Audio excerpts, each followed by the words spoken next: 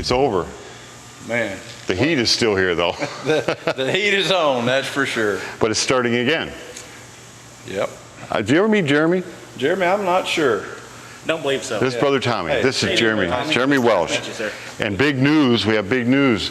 Jeremy's coming back on board. I met Jeremy like when you were in junior high. ago. Yeah, a long time ago. Great. And he's worked here before. And he's built some of the best cars we've ever built. Wonderful.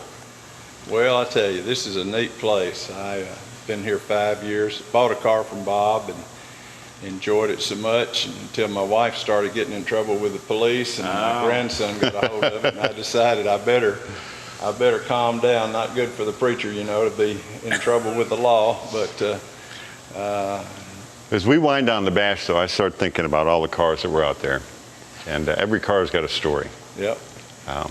And we say around here, and we've said it for a long time, we were probably saying it back when you were here before, we don't build cars here, we build dreams.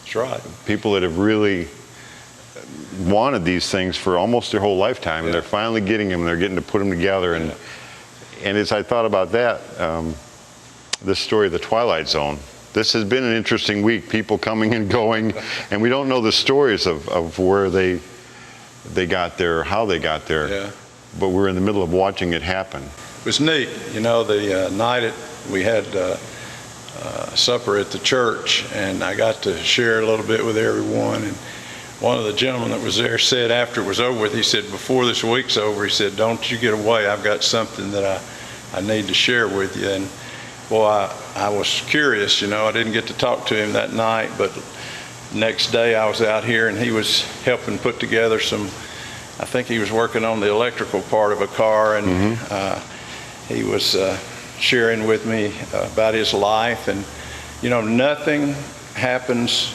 by coincidence. No, that's where we started this. Yeah, and the thing about it is, when you build one of these cars, you have a plan, you have a purpose, you have a scheme that you're going to go by.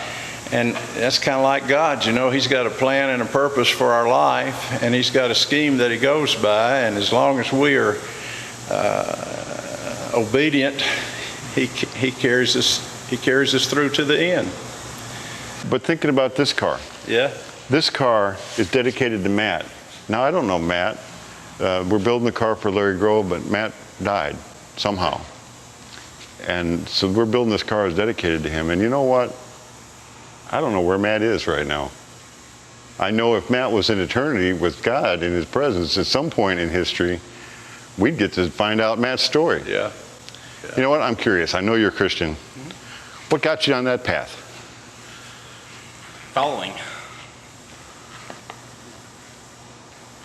Well, what are you following? The light. You got to follow somewhere. I mean, Where'd you see the light at? well, I probably started with the Heaven's Gate and Hell's Flames out at Twin Lakes years ago. That's what made me realize a lot. So it was a drama.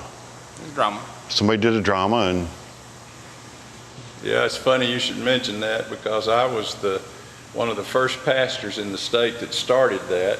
you would be too. People picked it up all over the state, and it was a great tool, just like a car is a tool to use to make people focus on reality. And that was a powerful way to capture people's attention.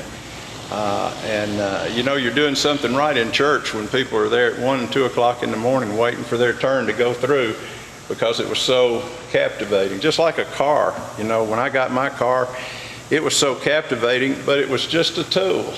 And had a Christian flag painted on the side of it. And I was at a car show one time, and this lady came up and said, boy, I really love that flag of Norway on your car. I said, no, ma'am, that's a Christian flag. She said, what does that mean?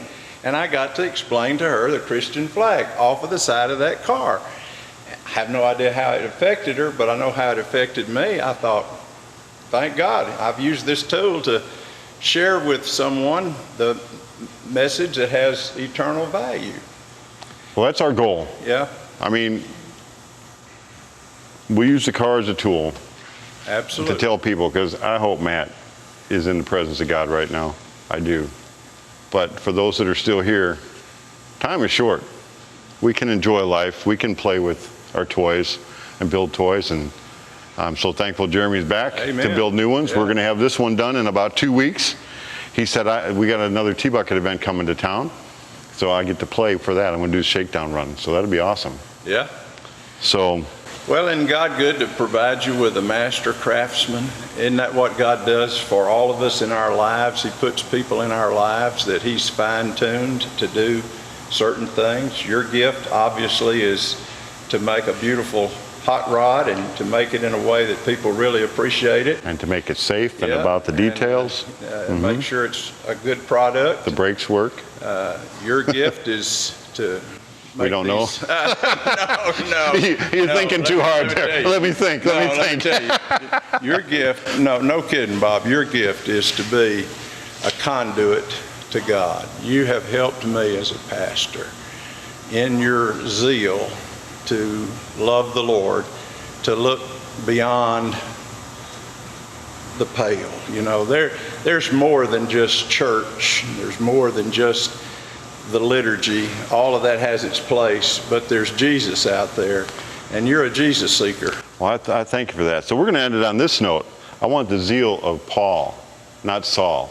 Because if you don't know the story, look it up. But Saul had the life-changing experience on the road to Damascus. But he had zeal, He did. a religious zeal, Yeah. and then he had a relationship with Christ.